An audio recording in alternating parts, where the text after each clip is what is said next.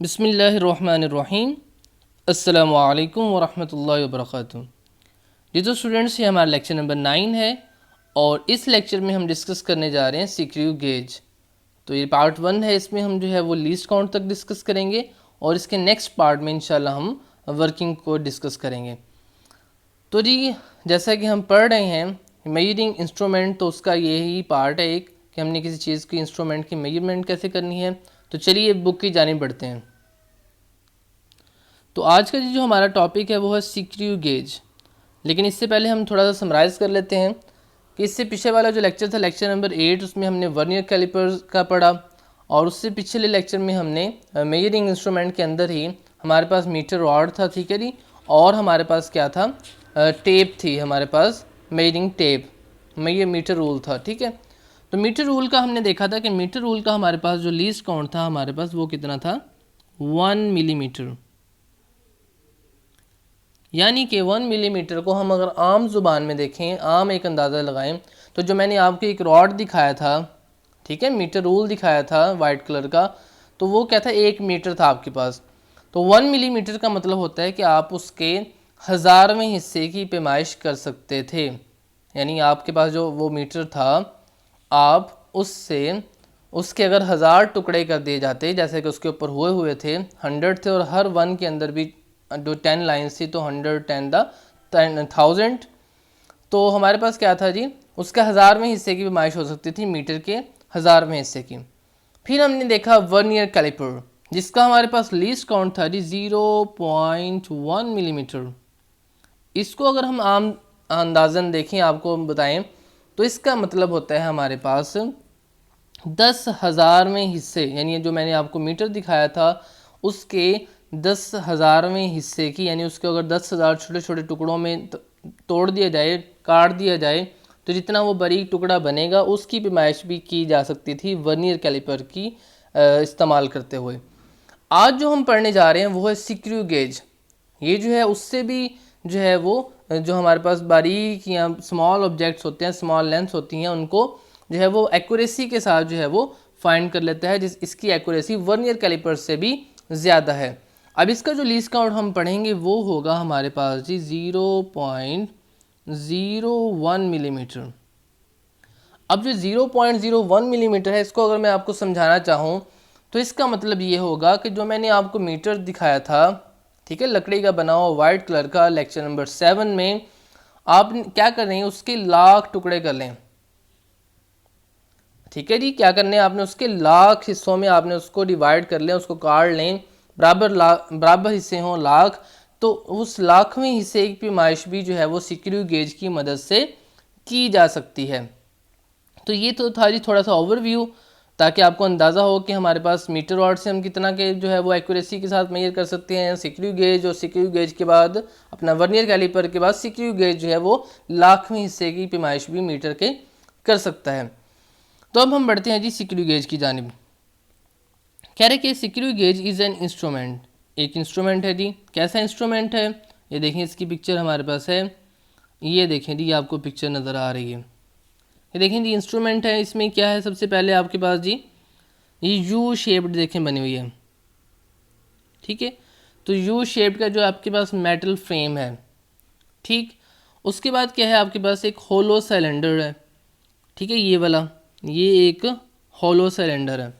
होलो का मतलब अंदर से खाली होगा, ठीक है, इसके ऊपर जो है वो मूवमेंट होगी। उसके बाद क्या है, इसको होलो सिलेंडर और स्लीव कहते हैं, SLEVE स्लीव, ठीक है जी। उसके बाद हमारे पास क्या है, एक इंडेक्स है, ये इंडेक्स लाइन इसके ऊपर देखें लगी हुई है, ये आपको नज़र आ रही होगी जी, ये वाली लाइन जो है जिसको भी मैं टिक लगाने लगा हूँ, ये वाली, ये वाली लाइन है आपकी, ये वाली लाइन आपकी क्या कहलाती है जी, इंडेक्स लाइन कहलाती है, ठीक है। उसके बाद जो आपका ये वाला स्केल है, ये वाला, ये आपका मेन स्केल है, ठीक है जी।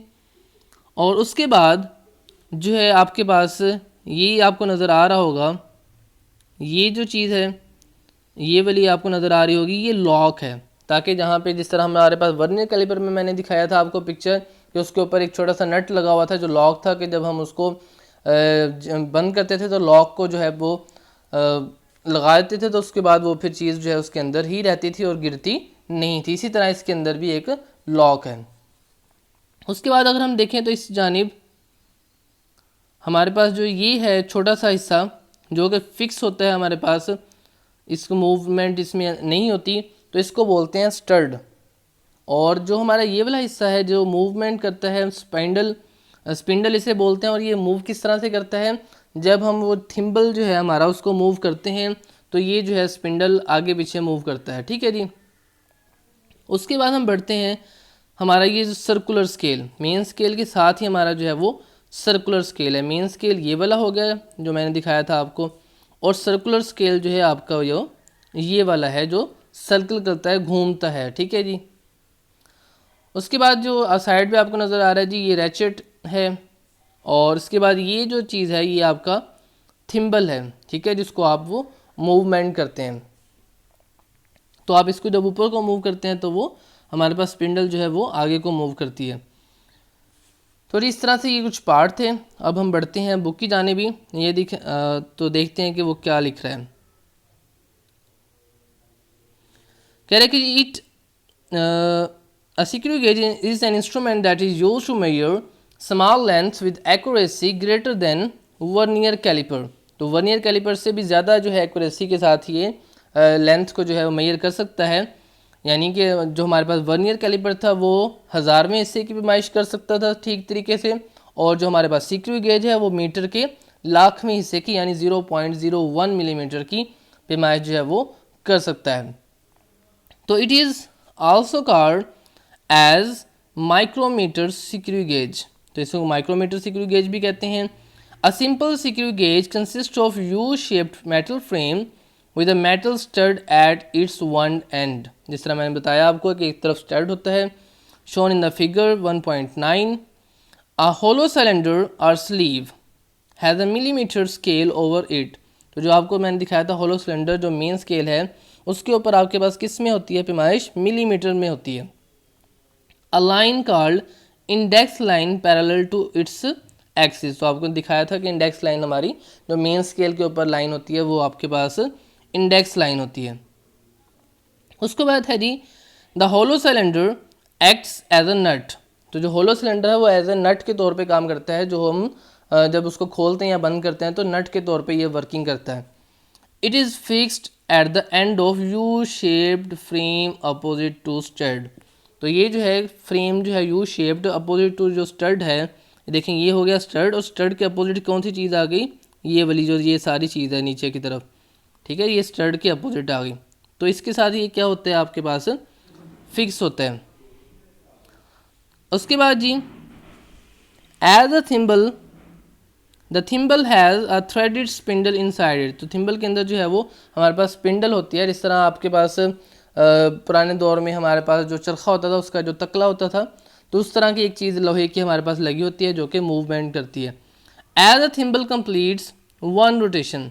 जब हमारा जो थिम्बल है इसको हम घुमाते हैं, और किस तरह से घुमाते हैं आपको जो पिक्चर दिखाते हैं, उसके बाद हम लैब में चलते हैं, वहाँ पे आपको इसको दिखाते हैं कि किस तरह से घूमता है, और उसके बाद दोबारा से वापस आके यहीं से जो है वो स्टार्ट लेते हैं। लेकिन ही हम फिजिक्स लैब के अंदर आ चुके हैं और आपको देखें ये स्क्रू गेज नज़र आ रहा है, और ये देखें मैं इसका घुमाने लगा हूँ, ये देखें ये घूम रहा है। अब मैं नीचे को करूँगा, इसको थिम्बल को मैं नीचे की जानिब कर रहा हूँ तो ये देखें खुल रहा है। ठीक है जी, ये देखें खुल रहा है। और क्या हो रहा है, हमारे पास जो स्पिंडल है आपको नज़र आ रहा है कि वो किधर को मूव कर रही है, हमारे पास राइट हैंड साइड पे मूव करी जा रही है।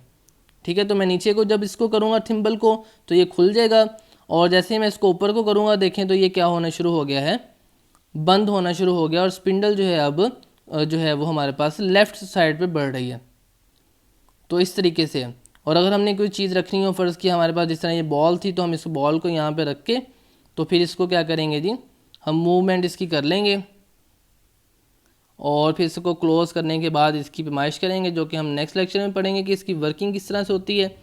तो अभी आपको ये दिखाना था कि स्पिंडल किस तरह मूव करता है और क्यों मूव करता है। जब हम थिम्बल को मूवमेंट देते हैं तब हमारे पास स्पिंडल मूव करता है। अब होता क्या है बेसिकली कि जब हम एक दफ़ा मूवमेंट करते हैं यानी 1 रोटेशन कंप्लीट करते हैं किसकी, थिम्बल की, तो फिर क्या होता है हमारे पास जो स्पिंडल है वो 1 मिलीमीटर मूव करता है। अभी मैं दिखाता हूँ आपको, देखिएगा। फ़र्ज़ करें हमने, ये देखिए यहाँ पे अब कितना है, 0 है। देखिए आपको जो है वो बिल्कुल जो अभी आप स्क्रीन देख रही हैं उसके लेफ़्ट साइड के ऊपर जो मेरी पिक्चर है उसके बिल्कुल ऊपर ऊपर एयरप्लेन मोड के नीचे आपको 0 लिखा हुआ नज़र आ रहा होगा, ठीक है। उसमें देखिए अब 0 पे 0 है, यहाँ पे हमारी इंडेक्स लाइन के ऊपर भी 0 है। अब मैं थिम्बल को मूव करने लगा हूँ 1 रोटेशन। 1 रोटेशन से मुराद है कि 0 से मूव करूँगा और मैं घुमाते घुमाते इसको फिर 0 पे ले आऊँगा। तो देखते हैं हमारे पास कितना ये मूव करता है। देखिए मैंने घुमा के 20 25, ठीक है, 30 35 40 45 और ये फिर से क्या आ गया जी, 0, ठीक है। तो इस वाले में हमारे पास ये 45 डिजिट्स हैं, तो जिसमें 100 वाला होगा आपके पास, जो ये बुक पे दिखाया गया उसमें 100 है, तो उसमें फिर क्या होगा आपके पास, जैसे आप 100 को कंप्लीट करेंगे तो उसके में आपके पास 1 मिलीमीटर मूव करेगा। तो इसमें चूँकि 50 थे हमारे पास, ये जो हमारे पास फिजिक्स लैब के अंदर जो मोबाइल के अंदर है तो उसमें हमारे पास 50 थे। देखें 45 के बाद 50, तो देखिए जैसे मैंने इसको 2 टाइम मूव किया रोटेशन, तो हमारे पास देखें एयरप्लेन मोड के नीचे आपको 1 लिखा हुआ नज़र आ गया होगा। तो जो आपकी बुक में यहाँ दिखाया गया है सिक्रू गेज, उसके अंदर 100 हैं, तो 100 को जब हम एक दफ़ा पूरे को मूव कर देंगे तो हमारे पास कितना मूवमेंट होगी स्पिंडल की, 1 मिलीमीटर। तो चलिए अब दोबारा से बुक की जानिब बढ़ते हैं और उसे डिस्कस करते हैं। कह रहे जी कि the spindle moves 1 millimetre along the index line. कहते हैं हमारे पास जो स्पिंडल है वो 1 मिलीमीटर मूव करता है इंडेक्स लाइन, यानी आगे पीछे को मूव करता है। It is because the distance between consecutive threads on spindle is 1 millimetre. तो क्योंकि हमारे पास जो कंसेक्टिव थ्रेड्स हैं उनके दरमियान डिस्टेंस 1 मिलीमीटर है, तो इसलिए जब हम एक रोटेशन पूरी करते हैं थिम्बल की तो हमारे पास जो है वो 1 मिलीमीटर मूव करता है। The distance is called the pitch of the screw on the spindle. तो ये पिच है जी, हमारे पास पिच क्या होती है कि जब हम मूव करें थिम्बल को एक 1 रोटेशन तो फिर कितना मूव करता है स्पिंडल, वो उसकी पिच होती है।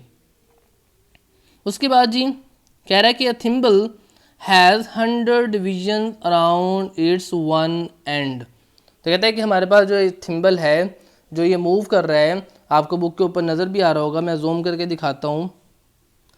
देखिए आपके पास ये लिखा हुआ नज़र आ रहा होगा 60 65 70 75 और 80, और ऊपर फिर 90 जो आपको नज़र नहीं आ रहा पिछला हिस्सा, तो वो 90, फिर उसके बाद फिर दोबारा से 100 से मुराद 0, ठीक है, और 0 10 20 30 40 50 और फिर दोबारा से ये 60 आ जाएगा। तो इट मीन्स कि जो आपको इधर सिक्रू गेज दिखाया गया इसके 100 हैं टोटल लिखे हुए, तो लिहाजा जब हम इसको 1 टाइम मूव करेंगे यानी 0 से शुरू होकर दोबारा 0 तक लेकर आएंगे तो फिर हमारे पास क्या होगा, जो स्पिंडल है ये वाला ये 1 मिलीमीटर मूव करेगा, जैसे कि मैंने आपको फिजिक्स लैब के अंदर दिखाया भी था।